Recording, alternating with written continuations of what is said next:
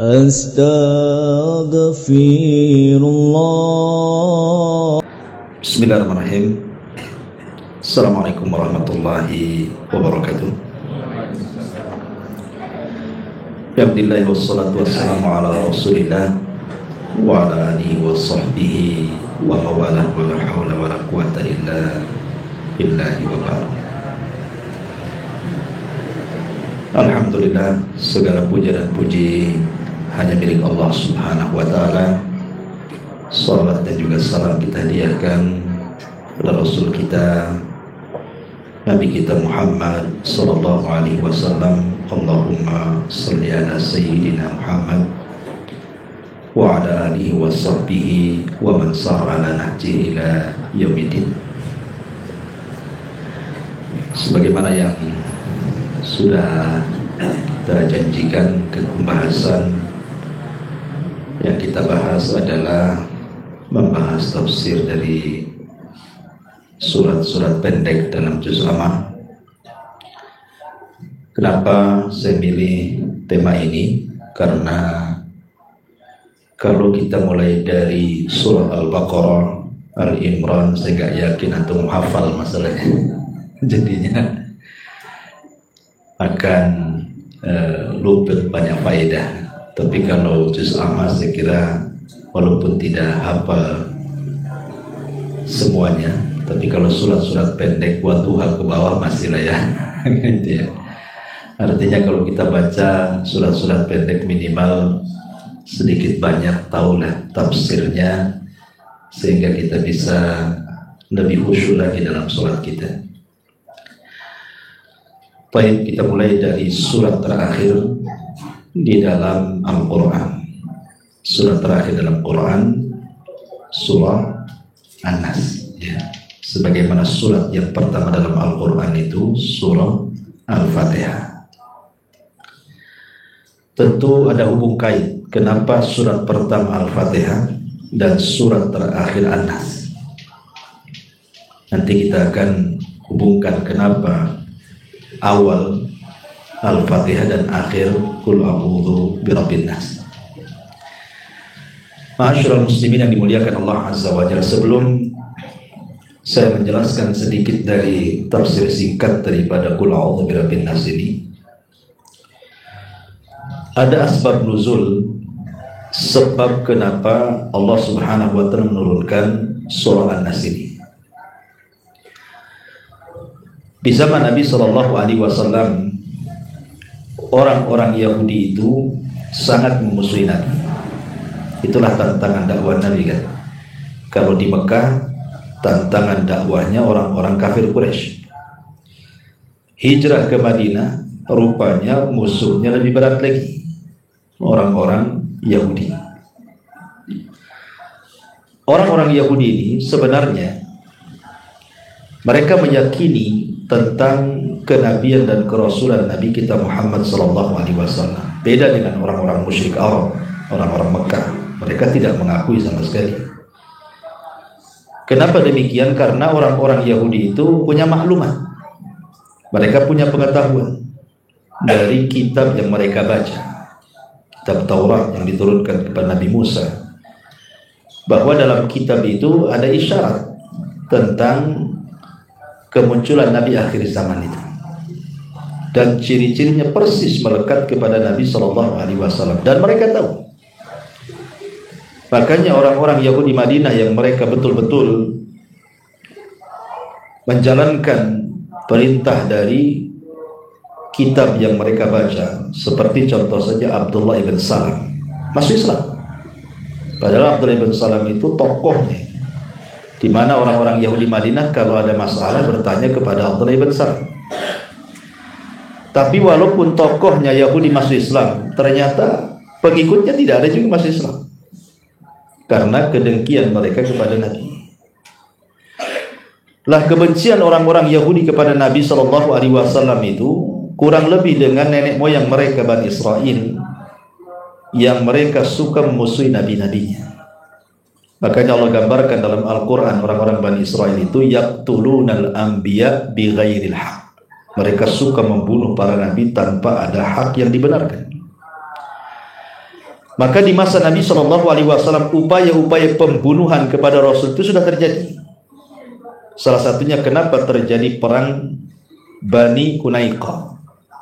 Kabilah Yahudi di Madinah yang paling besar itu kan ada 3, walaupun semuanya ada 10, tapi yang paling besar adalah Bani Quraidah, Bani Qunaiqah dan Bani Nadir. Itu yang paling besar. Lah, salah satu peperangan melawan orang Yahudi itu ada namanya perang Bani Qunaiqah. Kenapa coba? Karena ada upaya pembunuhan secara sadis oleh Yahudi Bani Qunaiqah, hendak menjatuhkan batu besar di kepala Nabi.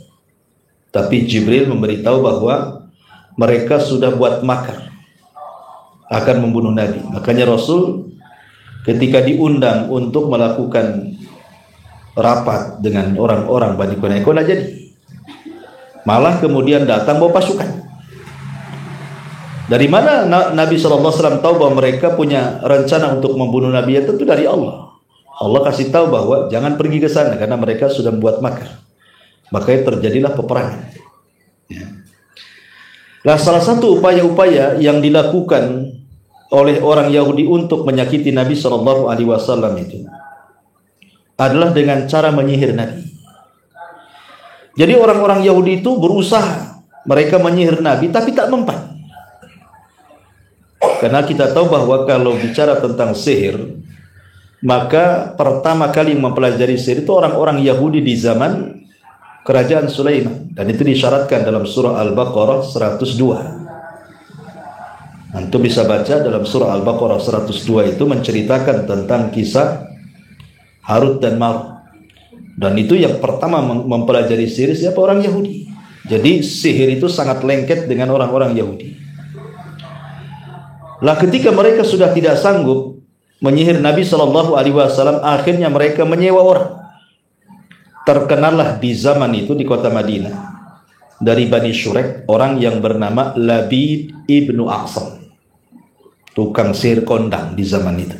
Satu keluarga penyihir, Labid ibn A'sam.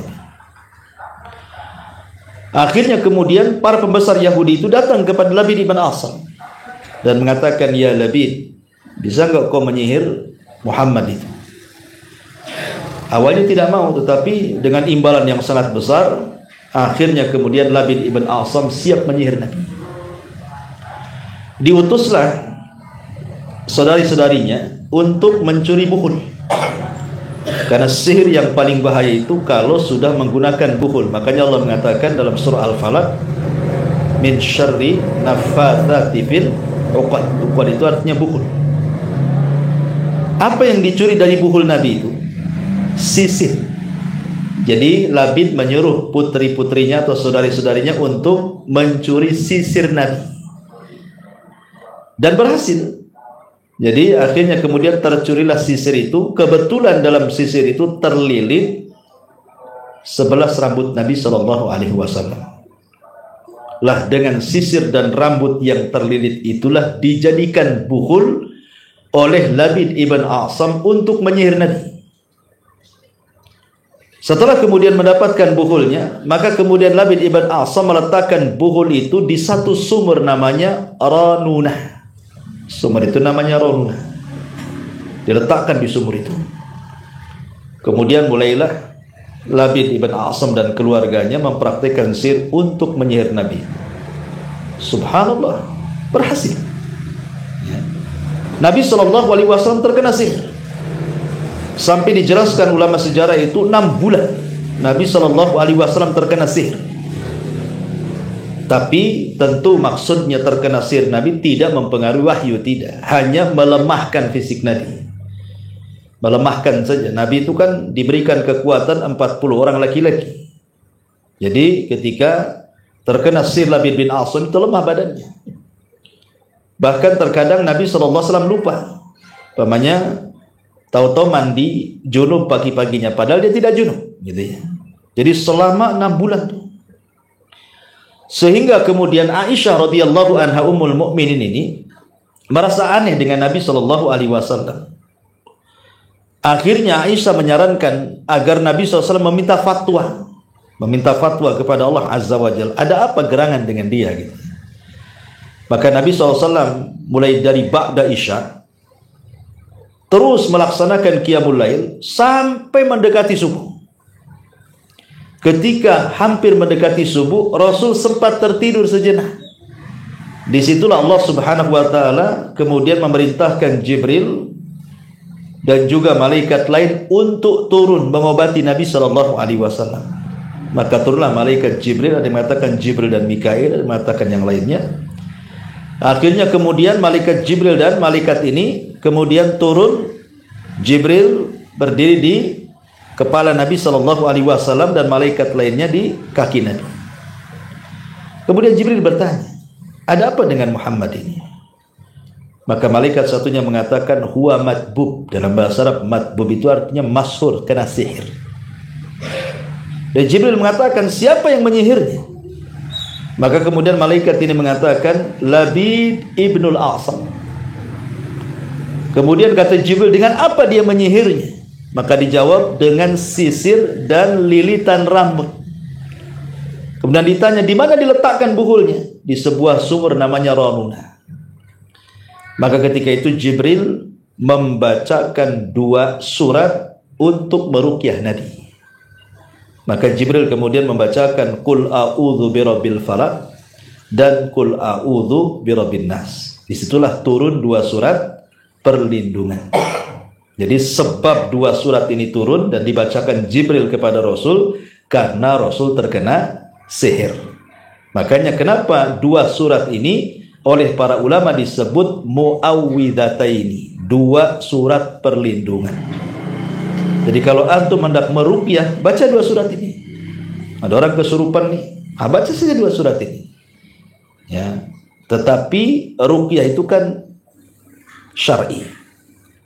Sehingga harus yakin. Jangan dibuat coba-coba. Coba-coba saya. Ya, kalau mempan alhamdulillah, tak mempan ya tak apa-apa, namanya coba-coba. Bukan. Jangan coba-coba. Agama itu jangan dibuat coba-coba, harus yakin. Yakin, mantap gitu ya. Ini memang surat perlindungan. Langsung dibacakan dengan penuh keyakinan. Jangan main coba-coba. Nggak boleh perobatan dalam Islam itu coba-coba. Malah nggak akan terjadi. Nggak akan manjur kalau coba-coba. Karena antum ragu-ragu dengan Quran masalahnya. Sehingga harus yakin, niatkan bacaannya ini untuk pengobatan karena Allah Subhanahu wa Ta'ala. Inilah diantara sebab turunnya muawwidhataini, 2 surat perlindungan, Qul a'udzu birabbin nas dan Qul a'udzu birabbil falaq. Ini yang pertama. Asbab nuzul dari Qul a'udzu birabbin nas. Baik, kita masuk sedikit kepada tafsirnya. Di sini Allah Subhanahu wa Ta'ala mengatakan a'udzu billahi minasyaitonir rajim, bismillahirrahmanirrahim. Qul, katakan ya Muhammad, a'udzu, aku berlindung, bi rabbin nas, dengan Rabbnya manusia, malikin nas, dengan penguasa dan rajanya manusia, ilahin nas, dan dengan sesembahan manusia. 3 nama Allah Subhanahu wa Ta'ala ini, Rabb, Malik, dan Ilah, itu terdapat dalam surah Al-Fatihah. Ketika Allah mengatakan Alhamdulillahi Rabbil Alamin, berarti sama dengan kalimat Qul a'udzu bi rabbin nas. Rabbul Alamin, Rabbun nas. 1. Yang kedua, Malikin nas. Dalam surah Al-Fatihah, Maliki Yaumiddin. Bisa dibaca Maliki Yaumiddin, bisa dibaca Maliki Yaumiddin, Malikin nas. Ya. Ilahin nas sama dengan Iyyaka na'budu wa iyyaka nasta'in. Karena ilah itu artinya ma'bud, yang disembah. Tuhan itu kan yang disembah kita, maka disebut ilah. Kalau dikasih alif lam jadi Allah. Ya. Itu sama dengan kalimat Iyyaka na'bud, hanya kepadamu ya Rabb, itu sama dengan kalimat ilahin nas. Makanya kenapa awal dan akhir surat ditutup dengan, diawali dengan 3 tauhid dan diakhiri dengan 3 tauhid juga kan. Rububiyah, uluhiyah, asma dan sifat. Ya, awal dan akhir tauhid. Di sini Allah mengatakan Rabbun nas, Qul a'udzu bi rabbin nas. Katakan ya Muhammad, aku berlindung kepada Rabbnya manusia. berlindung kepada penguasa manusia, berlindung kepada sesembahan manusia. Untuk apa? Berlindung dari apa? Ya. Maka Allah jawab, min syarri waswasil khannas, berlindung dari keburukan waswas. Waswas di sini artinya syaitan. Dari keburukan syaitan. Yang khannas, khannas itu artinya yang lari, sembunyi, ya, takut, pengecut, itu disebut khannas. Jadi kalau seandainya setan datang hendak memberikan waswas kepada kita, kemudian kita berlindung kepada Allah, maka setan akan khannas, akan lari, sembunyi, pengecut, takut, gitu maksudnya. Makanya pentingnya kita berlindung. Kalau datang setan, berlindung, karena setan itu pasti lari kalau kita berlindung kepada Allah. Kemudian Allah mengatakan, rupanya setan pula ada dua. Yang pertama minal jinnati, yang kedua minan nas. Ada setan dari jenis jin, ada setan pula dari jenis manusia. Ya. Baik, kita akan bahas kalimat per kalimat. Di sini Allah Subhanahu wa taala mengatakan kul, katakan ya Muhammad. Kalimat kul dalam Al-Qur'an itu kalau diletakkan di awal surat itu hanya ada di 5 surat. Qul a'udzu birabbin nas. Surah An-Nas kan? Qul a'udzu birabbil falaq. Qul huwallahu ahad. Itu namanya 3 kul. Ya. Kemudian qul ya ayyuhal kafirun. Kemudian surah Jin. Qul uhiya ilayya annahu istama'a nafarun minal jin. Jadi kalau kita lihat Quran yang di awal dengan kalimat kul itu hanya di 5 tempat ini. Tapi kalau di tengah-tengah banyak. Yas'alunaka anil mahid kul. Nah itu ya, katakan. Yas'alunaka madza yunfikun kul. Kalau di tengah-tengah banyak, tapi kalau di permulaan surat itu cuma 5 tempat saja. Qul a'udzu birabbin nas, qul a'udzu birabbil falaq, qul huwallahu ahad Allahus samad, kemudian qul ya ayyuhal kafirun sama surah Al-Jin. Qul uhiya ilayya annahus tama'a nafarun minal jin. Baik. Kalimat a'udzu artinya altaji. Artinya berlindung, dikembalikan semua urusan kepada Allah Subhanahu wa taala. Jadi kita menyandarkan semua urusan kepada Allah. Makanya di dalam surah Al-Buruj, ada cerita tentang Ashabul Ukhdud. Cerita Ashabul Ukhdud. Lah salah satu penggalan cerita Ashabul Ukhdud itu adalah ada anak muda yang saleh yang belajar kepada tukang sihir, akhirnya dia berpindah belajar kepada sang pendeta, karena di zaman itu belum ada Islam, jadi agama yang paling benar ya Nasrani. Jadi belajar kepada sang pendeta. Akhirnya diberikan karamah oleh Allah, mampu menyembuhkan berbagai macam penyakit anak muda ini. Lah suatu ketika orang kepercayaan raja ini namanya Dzunwas, punya orang kepercayaan, buta orangnya, mendengar anak muda bisa menyembuhkan. Lah Dzunwas ini rajanya ngaku Tuhan, sama dengan Fir'aun, Namrud ngaku Tuhan. Rupanya mendengar ada anak muda bisa menyembuhkan penyakit, dia undang anak muda itu ke rumahnya, dan dia siap memberikan apapun asal diobati 2 matanya, bisa melihat. Maka anak muda itu mengatakan, saya tidak mau harta. Kalau engkau ingin disembuhkan, maka syaratnya 1, beriman kepada Allah. Jadi anak muda ini berdakwah lewat perobatan. Harusnya gitu. Orang-orang yang diberikan karunia bisa mengobati, para dokter gitu ya, praktisi kesehatan dan begitu seterusnya, itu pas tuh kalau mengobati pasien itu dengan dakwah. Karena biasanya pasien itu lebih takut sama dokter dibandingkan sama ustaz. Ya kan? Ustadz ini menjelaskan bahaya zina, nanti kena aid, kena ini, kena itu. Dijelaskan dalilnya, Quran, sunnahnya. Mana takut orang itu. Coba dokter yang ngomong, kamu punya kena aid, besok mati. Langsung itu. Manjur kalau dokter yang ngomong itu. Pasti ditinggalkan itu. Tapi Ustadz walaupun 1000 dalil dikasih, ya, masuk telinga kanan, keluar telinga kiri kan. Jadi itu kesempatan sebenarnya untuk nakut-nakuti pasien kan. Walaupun nakut-nakutin kan dia takut itu. Ya. Pasti dia akan tinggalkan itu perbuatan zina. Kalau dokter yang ngomong, kamu kena penyakit raja singa. Ya memang singa ada rajanya kan, dia raja. Yang bukan maksudnya penyakit kan. Baik, jadi Berimanlah ini, orang kepercayaan raja ini. Betul-betul beriman. Kalau sudah beriman berarti tidak mengakui Tuhan Dzunwas lagi rajanya kan. Dia sudah beriman kepada Allah. Jadi ketika dia datang ke istana itu, kagetlah Dzunwas ini. Dia kan ngaku Tuhan. Kalau ngaku Tuhan harusnya bisa menyembuhkan penyakit buta kan. Tapi kan nggak bisa juga disembuhkan. Pas sembuh ditanya siapa yang menyembuhkan kamu, dia mengatakan Allah. Marahlah dia karena dia ngaku Tuhan. Masa ada Tuhan selain aku katanya. Akhirnya dipaksa murtad tuh. Nggak mau murtad juga. Kemudian ditanya siapa yang ngobatimu, nggak mau, disiksa. Akhirnya ngaku anak muda. Tangkap anak muda itu. Dipaksa anak muda, siapa yang ngajari kamu, nggak mau juga, disiksa, nggak kuat. Akhirnya dibilang pendeta, ditangkap lagi pendetanya. 3 orang ini ditangkap akhirnya. Ya. Kemudian di penjara. 3-3 suruh murtad, tak mau. Akhirnya sang pendeta dengan orang kepercayaan sang raja ini dibunuh dengan cara sadis, digergaji sininya kepalanya sampai belah jadi 2, mati. Lah raja ini hendak menghukum anak muda tapi dengan cara yang lain.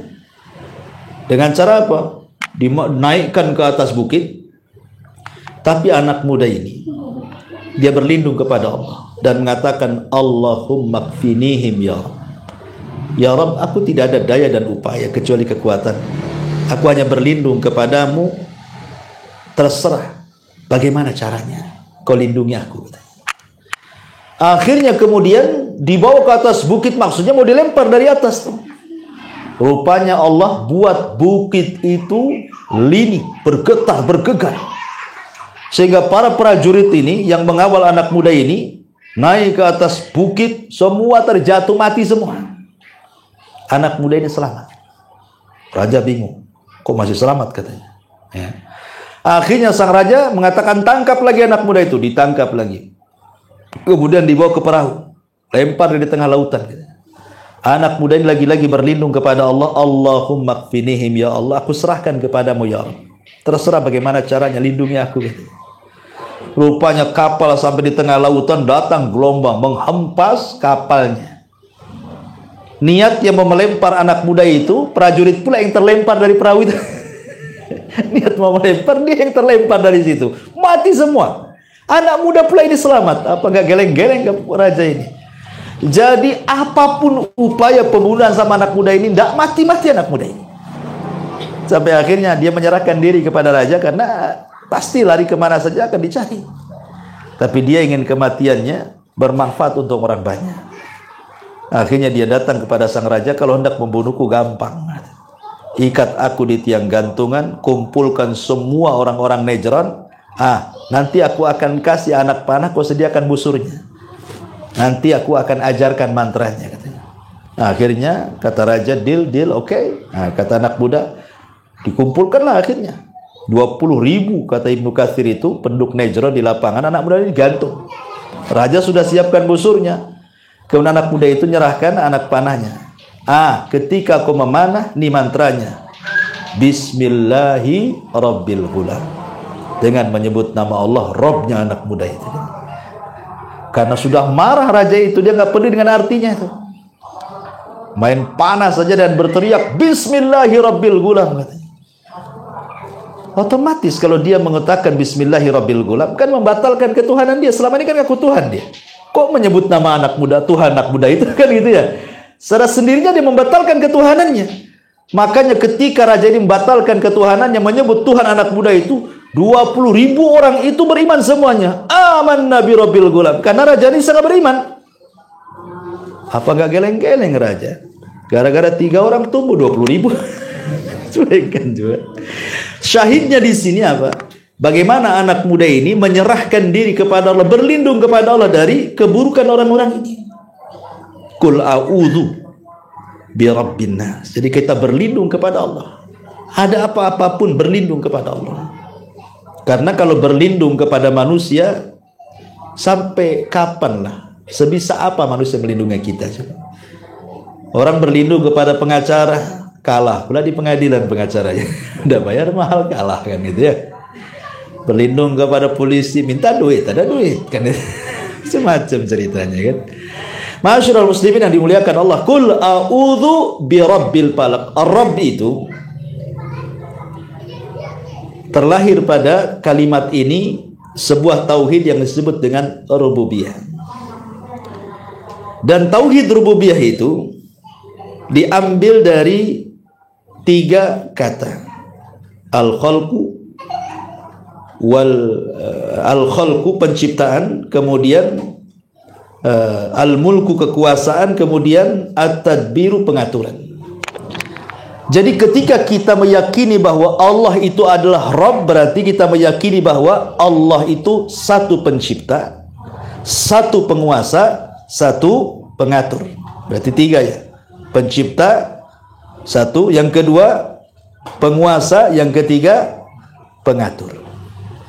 Jadi ketika Allah menciptakan langit dan bumi, berarti Dia memiliki langit dan bumi. Lillahi ma fis samawati wal ardh. Semua yang ada di langit dan di bumi milik Allah. Dan ketika itu milik Allah, maka Allah atur sedemikian rupa langit dan bumi itu. Ya, Allah atur gunung-gunungnya, hutan-hutannya, kemudian laut-lautnya, sungai-sungainya, sak manusianya, rizkinya, dan begitu seterusnya Allah atur. Lah ketika itu keyakinan kita kepada rububiyah, berarti tidak ada yang menciptakan kecuali Allah, tidak ada yang mengatur kecuali Allah, tidak ada yang menguasai kecuali Allah. Jadi jangan pula ada keyakinan di sana ada pencipta selain Allah, pengatur selain Allah, penguasa selain Allah. Karena ada sebagian orang itu yang kemudian mereka melakukan kesyirikan dalam bab ini. Contoh nih, ada sebagian orang-orang yang hidup di pantai Laut Selatan. Mereka punya keyakinan bahwa sebagian pantai itu ada penguasanya. Seorang perempuan, seorang ratu, namanya Nyi Roro Kidul.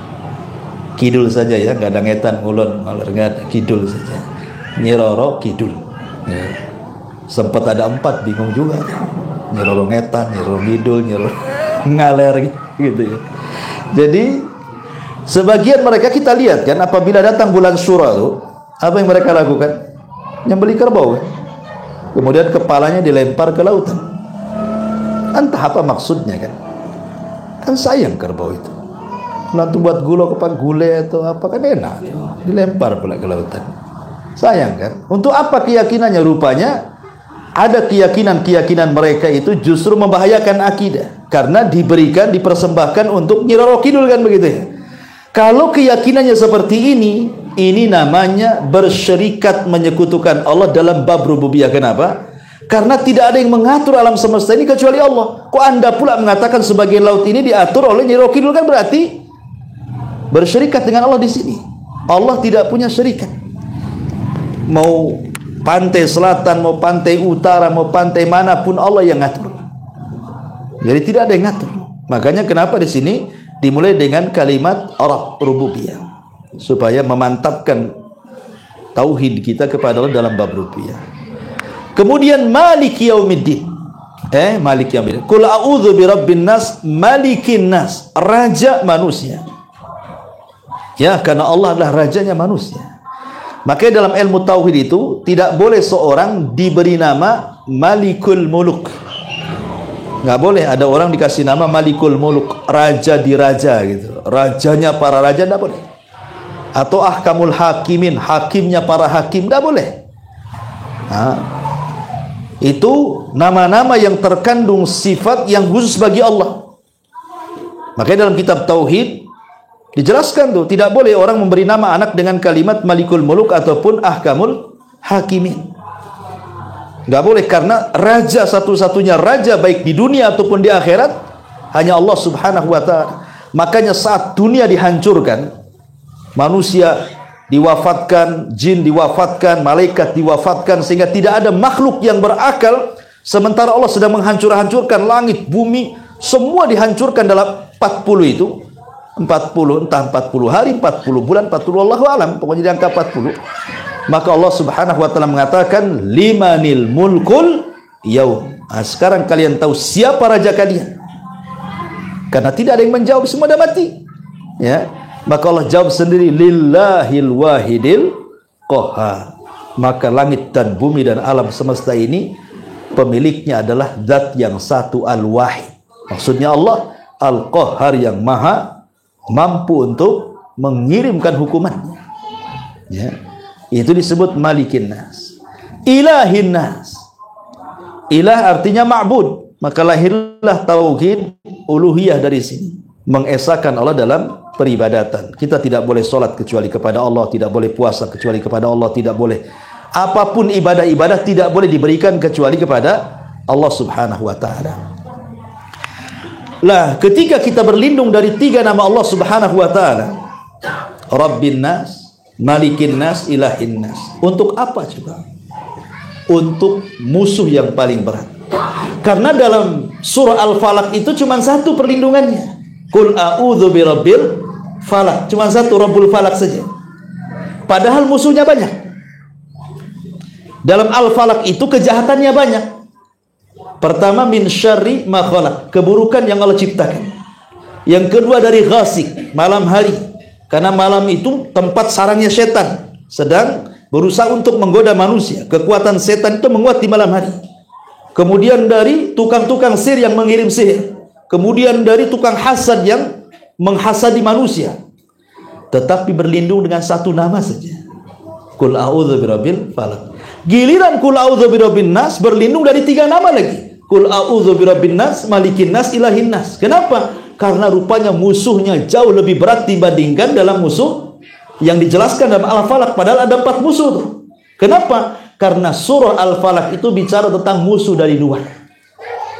Musuh dari luar semuanya. Ya.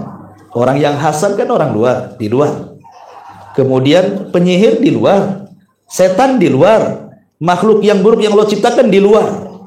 Tapi dalam An-Nas ini musuhnya di dalam. Ya kan? Makanya orang munafik lebih jahat dibandingkan orang kafir kan? Karena orang kafir kan di luar, orang munafik di dalam. Nah, sama kurang lebih seperti itu. Lah dalam Qul a'udzu birabbin nas ini bicara tentang musuh dalam dada kita ini. Musuh dalam dada kita. Tetapi kalau Qul a'udzu birabbin nas, Qul a'udzu birabbil falaq ini bicara musuh dari luar semua. Ya. Kenapa ini? Mati. Tes. Tes tes.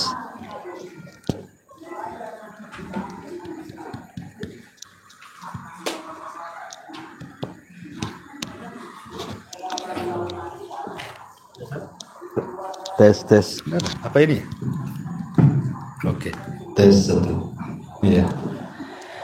Kembali bahwa apa musuh dari dalam itu? Musuh dari dalam itu was-was. Ya. Was-was itu kan dalam hati. Gak mungkin, dan hati itu ada di mana? Maksud di sini kalimat al-qalbu itu maksudnya jantung. Gak mungkin lah antum datang ke dokter, dok ambil jantung saya supaya tidak ada penyakit hati. Matilah kita diambil jantungnya. Ya. Jadi nggak bisa dibuang.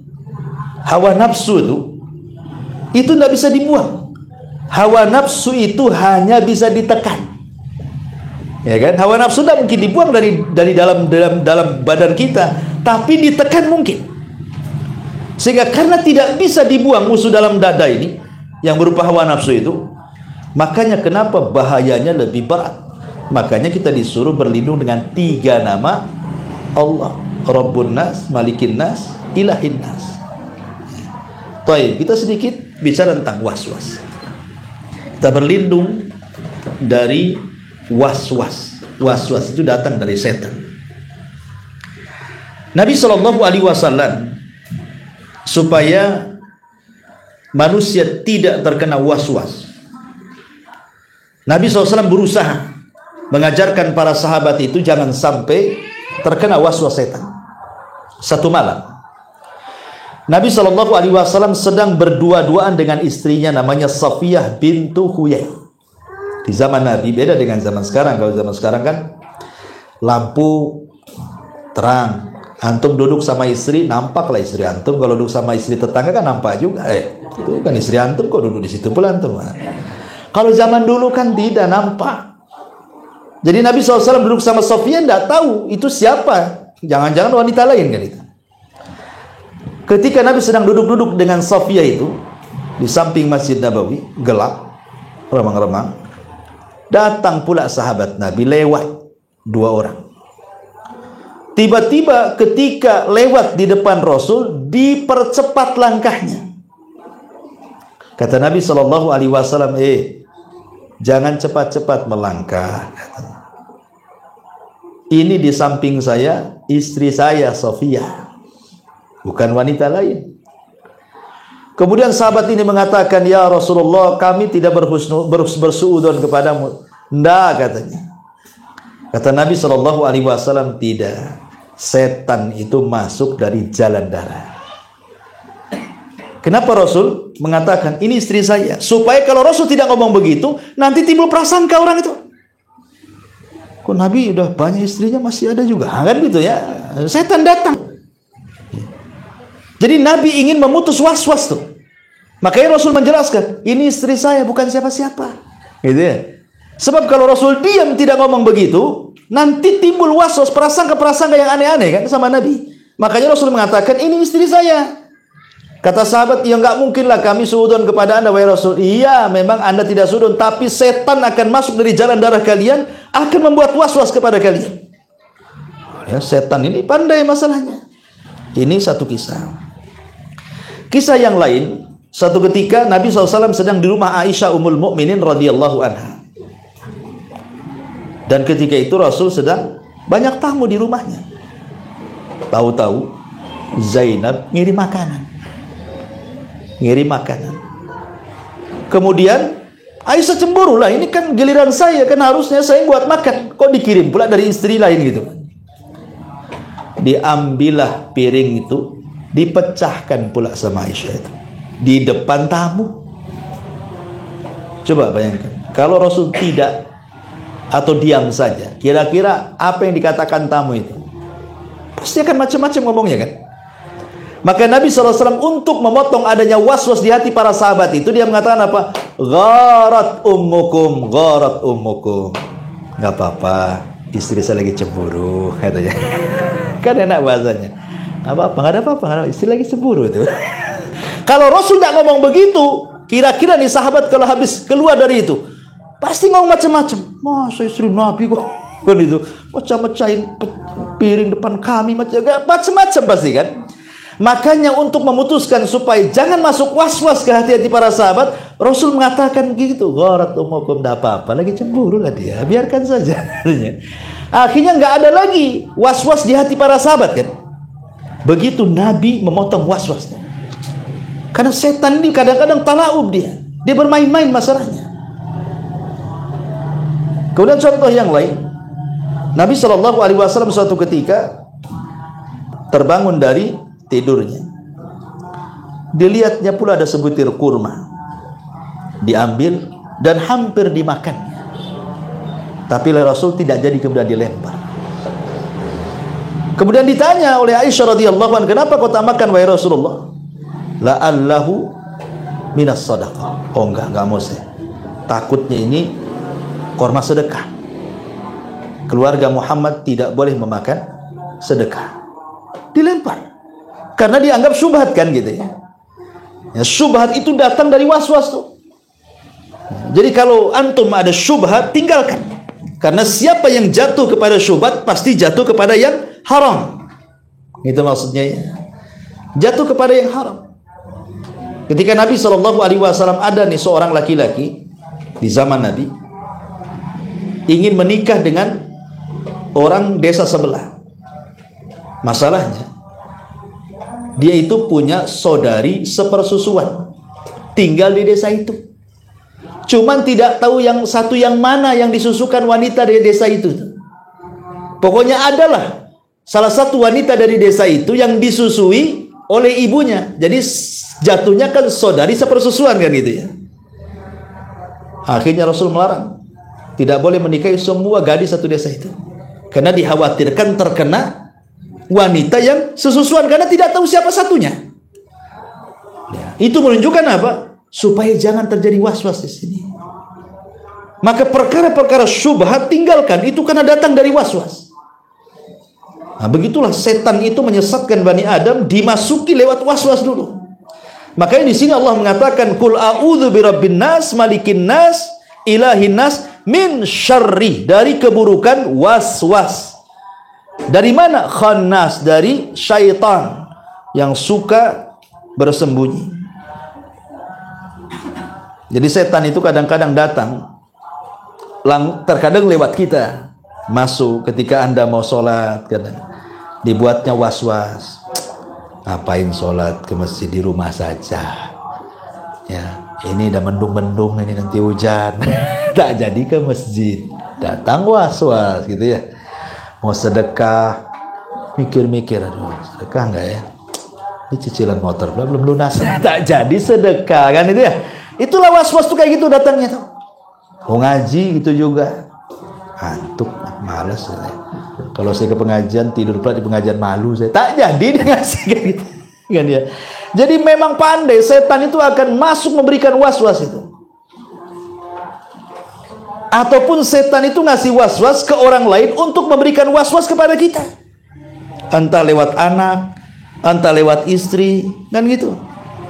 Bang, gak usah lah dulu sedekah, ini rumah ini belum direnov ini kan. Gitu. Nah itulah kan gitu ya. Jadi tidak jadi. Berarti siapa setan ini nih? Istrinya. Jadi masyarul muslimin yang dimuliakan Allah Subhanahu wa taala. Jadi was-was itu seperti itu. Dia akan berusaha untuk menghalang-halangi seseorang untuk melakukan ibadah dan ketaatan, atau disuruhnya berbuat jahat. Disuruhnya berbuat jahat. Ya. Sudah pukul aja orang itu katanya. Kurang ajar itu katanya. Pukul sama dia akhirnya.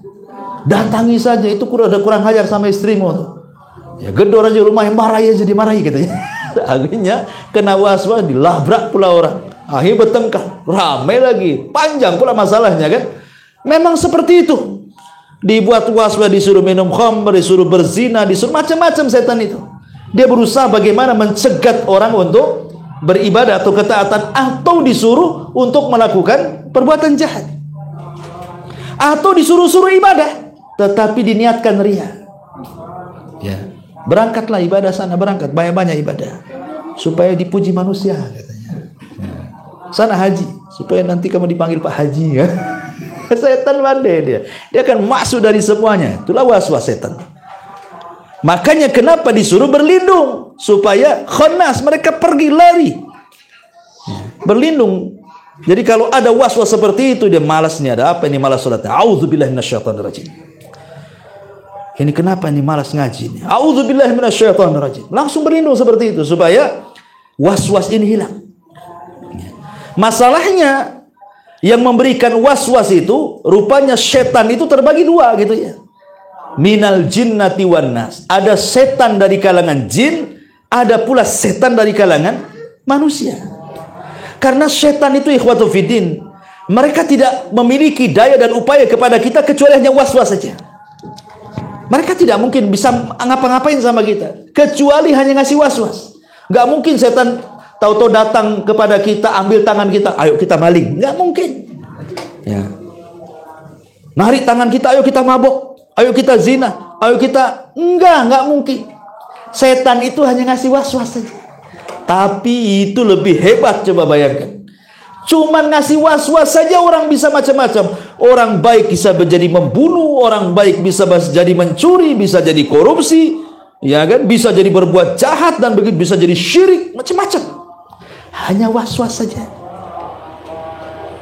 Nabi Adam alaihi salatu wassalam, kurang apa nikmat di sorga itu? Semua dihalalkan. Dan kenikmatan sorga itu tidak bisa dilihat mata, didengar telinga, terlintas pun tidak. Artinya Nabi Adam itu dihalalkan memakan apapun, menikmati apapun di sorga. Hanya Allah melarang satu dari sekian ribu kenikmatan sorga. Hanya diuji satu pohon aja. Boleh kau nikmati semuanya, tapi jangan dekat-dekat pohon ini, itu saja. Lah, datang syaitan iblis ini ngasih was-was. Fa waswasa lahum syaitan, kata Allah. Mulailah setan ngasih was-was kepada Adam dan Hawa. Dibuatnya penasaran. Kenapa dari sekian pohon di sorga yang begitu banyak dengan buah-buahan, kenapa yang itu dilarang? Mulai itu. Kenapa yang satu itu dilarang itu? Masuk setan. Kemudian membisikkan di telinganya Adam itu. Tahu nggak, wahai Adam, kenapa Allah melarang satu pohon itu? Alasannya cuma dua. Agar engkau tidak jadi malaikat, dan agar engkau dikekalkan di surga. Kalau engkau makan itu, kau jadi malaikat, atau kau akan kekal, katanya.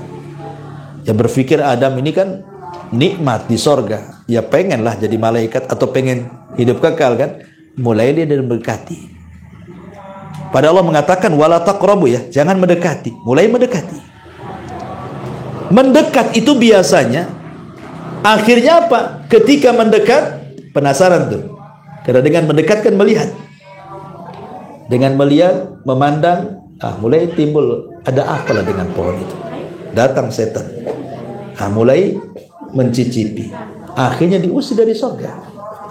Coba bayangkan sekelas Adam bisa terkena was-was iblis, akhirnya terusir dari surga. Kurang apa Adam diberikan pengetahuan, wa 'allama Adamal asma'a kullaha. Apalagi anak keturunan, apalagi antum pula. Adam aja lah bapak kita, nabi lagi, terkena was-was. Kita ini siapa? Nabi bukan, wali ya bukan, wali muridnya ya. Makanya harus banyak-banyak berlindung kepada Allah Subhanahu wa taala. Masalahnya di sini Allah sebutkan ada dua setan di tengah-tengah kita itu.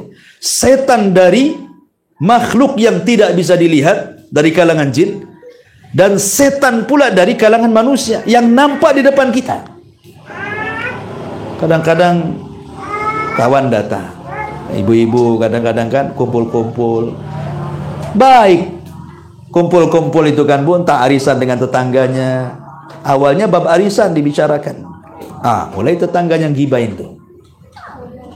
Sebenarnya kalau ibu langsung pamitan, selesailah Bu. Ibu tidak terkena was-was setan itu.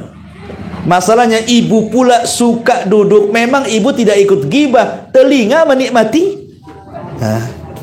Kok enak kali orang itu ngomong. Karena yang dibicarakan musuh dia masalahnya. Pas pula ini ada boloknya saya di sini katanya. Ya Bu ya. Setan itu Bu, yang di samping itu bukan orang, itu setan itu. Setan dari kalangan manusia. Nah, tapi jangan bilang kau ini setan, bukan, jangan. Tersinggung nanti Bu ya. Nggak boleh ya. Atau kadang-kadang yang ikhwan itu kan ngajak, mancing yuk. Mancing. Nanti tak lagi duhur. Nanti sholat di sana katanya. Mulai dia diajak sana. Sampai sana lupa sholat. Udah dekat-dekat asar, kita belum sholat ini, gimana ini?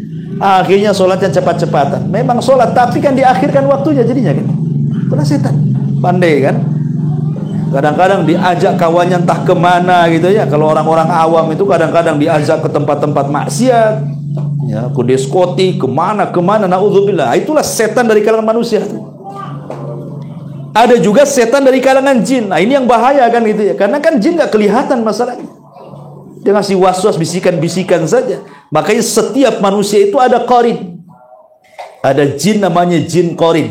Memang Allah Subhanahu wa taala ciptakan jin jin qarin ini sengaja untuk mengqarini manusia. Makanya disebut qarin. Qarin itu artinya teman. Sejak lahir sudah jadi temannya. Sampai dia wafat. Jin qarin itu tidak akan lepas daripada manusia. Tugasnya apa? Ngasih was-was. Makanya Allah mengatakan dalam Al-Quran apa? Ya'idukumul faqra wa ya'murukum bil fahsya. Ketika mau sedekah, si korin ngomong, jangan, nanti kau fakir, habis uang di dompet, jangan, gak jadi kan gitu ya. Atau ya'murukum bil fahsya, disuruh kita berbuat jahat. Sudah keluar saja, daripada malam-malam kau tak bisa tidur, keluar. Disuruh keluar, ya kan? Itulah jin qarin itu seperti itu memang. Dia berusaha lah. Itulah disebut dengan was-was al-khannas di situ. Kita ini diberikan was-was luar biasa. Makanya kenapa Allah Subhanahu wa taala turunkan qul a'udzu birabbin nas ini untuk perlindungan. Sering-seringlah baca ini. Kenapa disuruh dibaca sebelum tidur kan? Rasul menyuruh kita membaca 3 qul sebelum tidur itu. Qul huwallah, qul a'udzu birabbil falaq, qul a'udzu binanas, kemudian diusapkan 3 kali ke badan kita. Supaya ketika kita tidur tidak diganggu setan. Ya. Makanya orang-orang yang jarang berdoa sebelum tidur atau membaca 3 qul atau ayat kursi sebelum tidur, biasanya mimpinya aneh-aneh tuh. Ya, karena setan itu memang sengaja masuk ke dalam mimpi manusia. Ketika dia tidak berzikir, kiri kanannya setan. Tapi kalau dia berwudu sebelum tidur, kemudian membaca doa tidur, kemudian membaca Al-Quran, diusap-usapkan, itu kita diuntungkan. Kenapa? Tidur kita jadi ibadah. Kenapa ibadah? Karena di samping kiri kita ada malaikat. Setiap kita berguling ke kiri, malaikat sebelah kiri mengatakan, Allahumma arhamhu, Allahumma gfirlahu. Ya Allah rahmati orang ini, ya Allah ampuni dosa orang ini. Guling lagi ke kanan, sebelah malaikat mengatakan sebelah kanan sama, ya Allah rahmati orang ini, ya Allah ampuni orang ini. Coba bayangkan, malaikat ngomong gitu terus setiap kita bergerak kiri kanan sampai kita terbangun. Bayangkan. Artinya kalau Allah takdirkan kita tidak terbangun, berarti tidur kita itu didoakan malaikat gitu ya. Tapi kalau seandainya ndak wudu, ndak zikir, ndak baca doa, pokoknya nengok bantal langsung, ya langsung aja kan itu.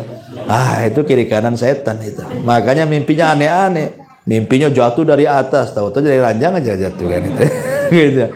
Mimpinya macam-macam. Kadang sebelum tidur aja kadang-kadang ada orang yang diganggu tuh. Ya. Kalau melihat sesuatu nggak bisa nafas sore itu. Ada tuh apa itu namanya.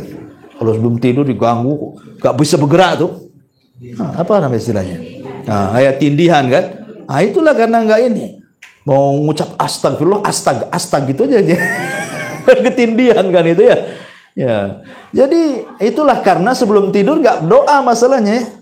Itulah fungsinya kenapa baca surat kursi, baca 3 kul ini. Salah satunya kul a'udzu birabbil nas, supaya tidur kita ini, kata Nabi SAW, seandainya Allah bangunkan, maka dibangunkan di atas kebaikan. Seandainya Allah wafatkan, maka diwafatkan di atas fitrah.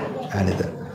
Artinya di atas Islam. Dan Allah mengatakan, wala tamutunna illa wa antum muslimun. Jangan kalian mati kecuali dalam kondisi Anda beragama Islam. Wallahu alam. Inilah tafsir singkat dari An-Nas. Insyaallah kita masuk kepada qul a'udzu birabbil falaq minggu depan. Tapi sebelum saya tutup, silakan kalau ada yang bertanya. Ya, ibu-ibu juga silakan.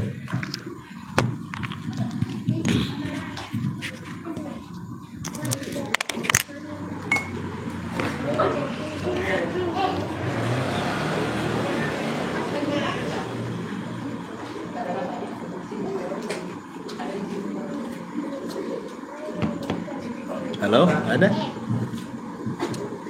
Iya. Assalamualaikum warahmatullahi wabarakatuh. Waalaikumsalam. Ustaz mau nanya, bagaimana caranya supaya kita terhindar dari was-was pengaruh dari jin yang berwujud manusia tadi? Ya, alhamdulillah, salatu wassalamu ala rasulillah, amma ba'du. Yang bisa menghilangkan was-was itu pertama adalah ilmu. Ilmu itu penting. Karena kalau orang punya ilmu, ini halal, ini haram, ini boleh, ini tidak, begini cara sholat yang benar, begini cara puasa yang benar, begitu seterusnya, nggak akan tersentuh was-was. Karena orang yang tidak punya ilmu itulah akhirnya banyak was-was. Ada ikhwan kita itu selalu curhat dengan saya, selalu bilang kena was-was. Ya. Ustaz, saya ini kadang-kadang kalau sholat ini gimana gitu katanya.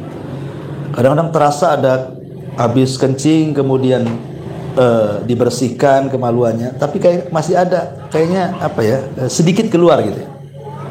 Jadi saya ini was-was terus katanya. Ya. Jadi saya tanya, apa setiap antum kencing seperti itu? Kayaknya. Berarti kan kena was-was dia. Tapi kalau orang tahu ilmunya, kalau Anda sudah kencing, sudah berusaha mengkencing, sudah selesai lah, perasaan antum tidak akan keluar lagi. Kemudian antum cuci, kemudian qadarullah kemudian ada sedikit keluar. Para ulama mengatakan tidak memadaratkan. Kalau sedikit keluar kan, enggak akan memadaratkan, lanjutkan saja was-was. Itu kalau tahu ilmunya kan gitu. Kalau tidak tahu kan bingung akhirnya. Asik ganti celana aja tuh. Dan masalahnya kan. Kadang-kadang takbiratul ihram enggak jadi-jadi. Allahu akbar. Tak jadi lagi. Allahu akbar. Tak jadi lagi. Jadinya itu kalau imam lagi ruku baru mantap dia. Takut enggak dapat rakaat masalah. Itu was-was itu. Jadi kalau ndak ada ilmu jadi kayak gini jadinya ibadahnya tuh. Kadang-kadang ke kamar mandi, wudu di kamar mandi, 1 bak mandi habis dia wudu itu. La ilaha illallah. Kok bisa? Anda sedang wudu apa sedang mandi? Nggak usah dikuras itu kan gitu. Kadang-kadang lantai-lantai itu sudah sebenarnya kamar mandi sudah dibanjur, sudahlah bersih kan gitu ya di kamar mandi juga. Tapi kadang-kadang ada was-was. Jadi kalau ndak pakai sandal di kamar mandi itu kayaknya bau najis itu di kaki itu. Jadi kayaknya diwajibkan bawa sandal. Ya memang bagusnya bawa sandal kan itu. Tapi kan sekali-kali seseorang mungkin lupa nggak bawa sandal kamar mandi. Yang penting antum banjur aja kamar mandi itu kan. Udah disikat sama istri, udah bersih, udahlah bismillah kan gitu. Kan kita nggak nampak najisnya masalah. Kecuali nampak di situ najisnya. Itulah was-was itu karena tidak punya ilmu tuh. Akhirnya ya was-was terus jadinya. Jadi yang pertama itu belajar. Supaya jangan was-was. Karena orang belajar itu yang syubhat jadi tidak syubhat bagi dia. Yang orang yang punya ilmu yang syubhat itu langsung ini nggak boleh. Tahu dia hukumnya. Maka dia tidak akan melakukannya. Tapi kalau yang tidak punya ilmu pasti jatuh kepada perkara syubhat tadi karena tidak punya ilmu. Ini satu, harus punya ilmu. Yang kedua, banyak-banyak berlindung kepada Allah Azza wa Jalla. Karena yang bisa menghilangkan was-was itu hanya Allah. Kita ini melawan makhluk yang tidak tampak mata masalahnya. Walaupun setan dari manusia, asalnya itu setan dari jin juga yang berikan was-was kepada dia untuk mengajak keburukan kepada kita. Kita ini sulit melawan musuh yang tidak tampak coba. Kalau jin yang jahat itu tampak depan kita tinggal ditempeleng aja lah kan gitu. Lah kalau nggak nampak macam apa yang mau ditempeleng? Nggak bisa kita ini. Karena kita bukan Nabi. Kalau Nabi SAW ya ketika sholat diganggu langsung dicekik itu setannya. Kata Rasulullah, aku merasakan dinginnya air liurnya itu. Yang dicekik Nabi itu jin ifrit. Kalau seandainya aku tidak ingat doa Sulaiman, apa doa Sulaiman itu? Ya Rabb, janganlah kekuasaan diberikan kepada orang setelahku. Maksudnya mendudukan jin. La yang bagi li ahadi min ba'di. Ya Allah, jangan kau kuasakan seperti kekuasaanku kepada orang sepeninggalku, kata Sulaiman. Makanya Rasul teringat tuh ke Sulaiman. Akhirnya kata Rasul, kalau bukan karena doa Sulaiman sudah aku cekik, kau ikat kau di tiang. Tapi karena doa itu dilepas sama Nabi. Ya itu Nabi bisa nangkap jin, bisa nyekik. Kalau kita bukan Nabi tidak mungkin nangkap jin. Kalau ada orang sok-sok nangkap jin kemudian dimasukkan ke botol, ya itu nggak ada. Kan ada tuh uka-uka tuh apa tuh? Nari dimasukkan ke botol. Nah, saya pernah ada tayangannya itu. Ya, masuk ke rumah orang, gayanya aja pakai jubah, pakai serban, pakai tasbih macam-macam kan. Tahu-tahu ditangkapnya jin, dimasukkan ke botol aqua, lubang pula botolnya di bawah. Lepas lagi dari situ. Ini gimana ceritanya? Antum pun bisa karena itu acting. Bagaimana bisa membuktikan itu ada jin? Karena tidak bisa dilihat kan. Antum kayak acting, jadi artis aja antum acting gini-gini. Antum disangka iya. Yakin kan ya penampilan antum itu. Pakai jubah, pakai ini, pakai itu kan. Kayak wali. Ya. Nanti kan mantap itu. Betapa banyak coba kemarin waktu rame-rame rupanya dukun-dukun itu terbongkar semua trik kan gitu. Jadi tidak bisa kalau Nabi lah, karena dia dapat wahyu. Nabi aja tidak maksudnya itu pun pas memang kebetulan dia bisa menangkap jin. Tapi Nabi sendiri tidak tahu jin di mana. Kalau bukan karena wahyu yang mengatakan, wahai Muhammad, Jibril turun di padang pasir sudah menunggu sekian ribu jin, kau datang ke sana berdakwalah kepada mereka. Maka Rasul datang kepada mereka dengan Abdullah bin Mas'ud. Ya. Kalau malaikat tidak ngasih tahu, mana tahu Rasul itu banyak jin nunggu dia berdakwah di sana kan? Gak tahu, kecuali Allah yang perintahkan lewat Jibril. Wahai Muhammad, di sana sudah berkumpul tuh. Kamu harus ngisi taklim sama jin. Ya ada pemberitahuan dan dikasih tahu tempatnya di situ. Rasul ke situ. Loh kalau saya tiba-tiba ceramah di lapangan gak ada orang, ngapain Ustadz itu kok ceramah sendirian tengah lapangan? Disangka orang gila lah. Ceramah sama siapa Ustaz? Sama jin. Mana ada orang tahu? Otaknya di mana kan? Jadi itulah karena musuh kita jin itu tidak bisa dilihat. Makanya satu-satunya melawan musuh yang tidak bisa dilihat itu hanya Allah yang bisa melawannya. Serahkan kepada Allah. Minta perlindungan kepada Allah. Nanti Allah yang melawannya. Sama dengan kita melawan orang hasad tuh kurang lebih tuh. Antum tinggal di perumahan ini, yang hasad sama kita lo tidak tahu apakah depan rumah, belakang rumah, kiri kanan rumah, kan kita tahu orang hasad itu yang mana satu. Kalau tahu yang hasad si anu mungkin kita sudah tinggalkan lah. Masalahnya ini satu pengajian kan, kita tidak tahu mana satu yang hasad sama saya ini, tidak ada yang tahu. Lah dari sinilah kemudian kita serahkan kepada Allah, ya, untuk melawan orang hasad itu. Kita serahkan kepada Allah, biar Allah yang melawannya. Karena nggak tahu masalahnya, apalagi jin yang memang jelas-jelas secara nas Al-Quran, innahum yarakum min haitsu la tarawnahum. Mereka melihat kita, kita pula tak bisa melihat mereka. Karena kita tidak bisa melihat mereka, hanya Allah yang tahu bagaimana cara menghadapinya. Berlindunglah kepada Allah dengan membaca qul a'udzu birabbin nas, atau qul a'udzu birabbil falaq, atau a'udzu billahi minasyaitonir rajim min hamzihi wa nafthihi wa nafsihi, ya. Berlindung kan banyak doa-doa perlindungan yang diajarkan Nabi Sallallahu Alaihi Wasallam. Nah itu untuk menghilangkan waswas ya tadi, ilmu dan minta perlindungan kepada Allah. Setelahnya serahkan semua kepada Allah Subhanahu Wa Taala. Wallahu a'lam.